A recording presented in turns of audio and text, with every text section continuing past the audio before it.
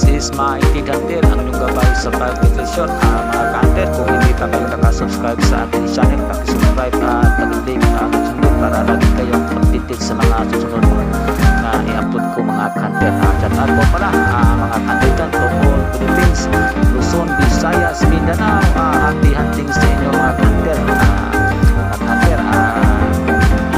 Lagi po tayo sa ating may kapal na bigyan tayo ng kaalaman o karunungan para ma-improve natin ang mga treasure sites sa ating mga area mga ka-hunter. So mga ka-hunter, shout out po pala sa mga nag-hunting dyan. Palagi lang tayong manchit mga ka-hunter para okay ang ating mga pag-site mga ka-hunter, pag-treasure mga ka-hunter.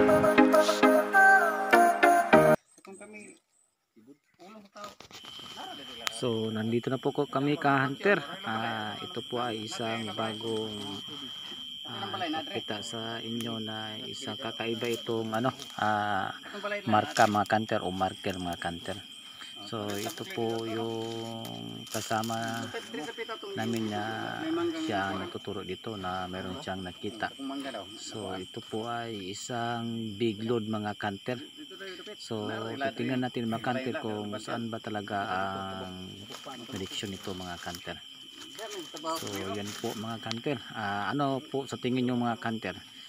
Sa aking tingin na ito po ay isang big load mga ka-hunter. Kasi ito po ay nagsasabi na mayroong kayamanan dito na inilagay ng mga Hapon mga ka-hunter.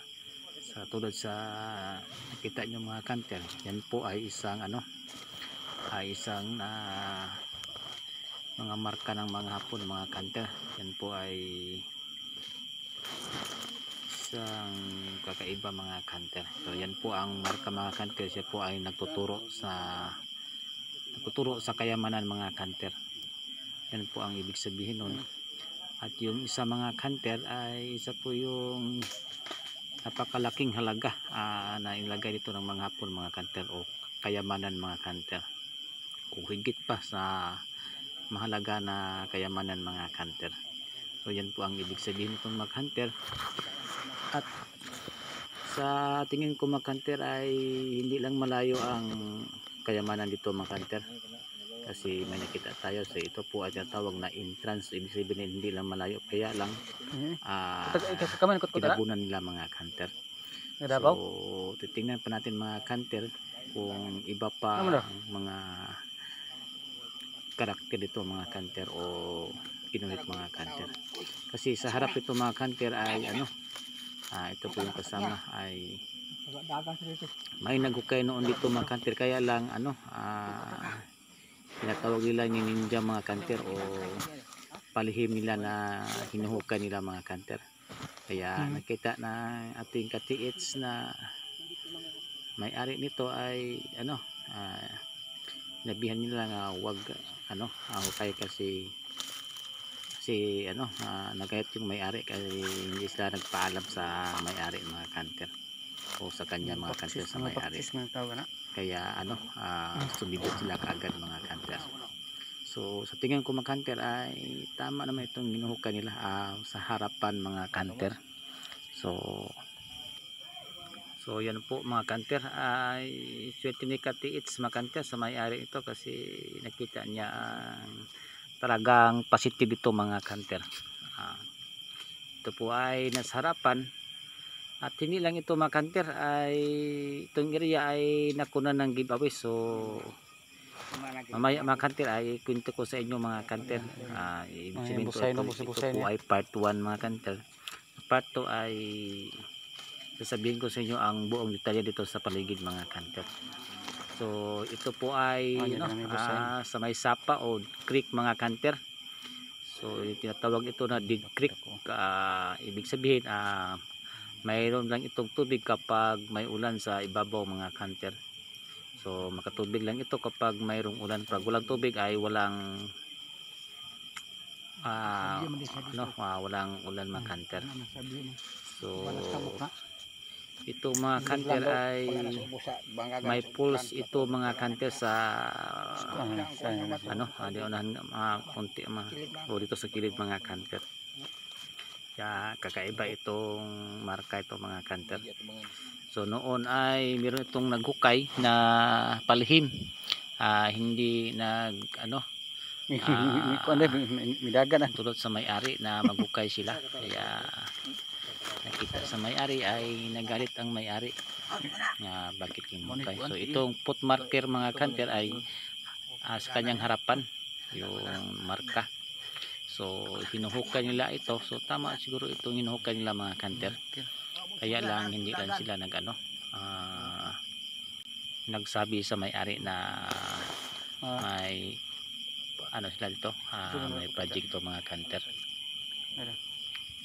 So ayan po mga kanter, dito sa harapan ay naghukay sila dito at merong foot marker sa baba nito. Kaya tingin ko mga kanter ay tama lang, kaya lang ang hindi sila nagsabi sa may-ari na meron silang hinuhukayin dito. Kaya ininja nila mga kanter, naghukay sila na palihim.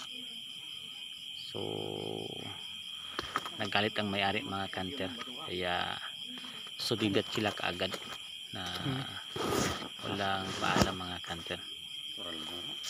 So yan po mga kanter, ay dito sa ibaba sa sapa mga kanter, kung titingnan natin ay meron pang mga kaibang ito, parang buko-buko ng turtle. Ito ay may sapa, ay ito po ay malapit sa Busay mga kanter, o waterfalls, mga falls mga kanter. So wala pa yung mga hole na ating makikita mga kanter. Yan po ang Busay mga kanter o falls mga kanter na walang tubig. Matubig lang yan mga kanter kapag umuulan sa taas. Tingnan niyo mga kanter, ito po ay mayroong hole sa kilid mga kanter. So kaya siguro ay nakuna ng giveaways mga kanter. So titingnan natin mamaya mga kanter ang butas mga kanter. Ano po ang mga marka na kakaibang mga marker ng mga kanter na nilagay nila. So tingnan natin sa unahan mga kanter. Yan po ang kaibang mga karakter nila na kinuhit mga kanter. So yan po ang may hole sa unahan mga kanter. Malaki itong mga kanter na butas na sadya lang binutas mga kanter. So sa tingin ko mga kanter ay nakunan ito ng giveaways. Pero ikukwento ko sa inyo ang lahat ng detalye nito mga kanter sa susunod na i-upload ito mga kanter, kasi ito po ay part 1. So happy kong i-detalye sa inyo kung ano talaga ang nangyari dito mga kanter. Ito ba ay isang giveaways na nakuha nila? So, tatlo ito mga kanter. Lagi lang kayong mga kanter, mag-subscribe para lagi kayong updated sa mga susunod kong mga i-upload mga kanter, kung ano talaga ang totoong nangyari dito. Nagkunan ba ito ng giveaways o kaya ito ay isang marka lang mga kanter na mayroon silang ginagawa dito na nilibing na kayamanan ng mga Hapon noong World War II mga kanter, o mga sundalong Hapon na baon sa kanilang kayamanan mga kanter. So yan lang po mga kanter. Sana magustuhan nyo itong video na ito mga kanter. Palagi lang kayong mag-subscribe para lagi kayong updated sa mga sunod ko nitong mga upload mga kanter, kasi ito po ay part 1. Sa part 2 ay bunyag ko sa inyo ang buong detalye nito mga kanter. So happy hunting sa inyo mga kanter, and God bless all mga kanter, and happy hunting sa inyo.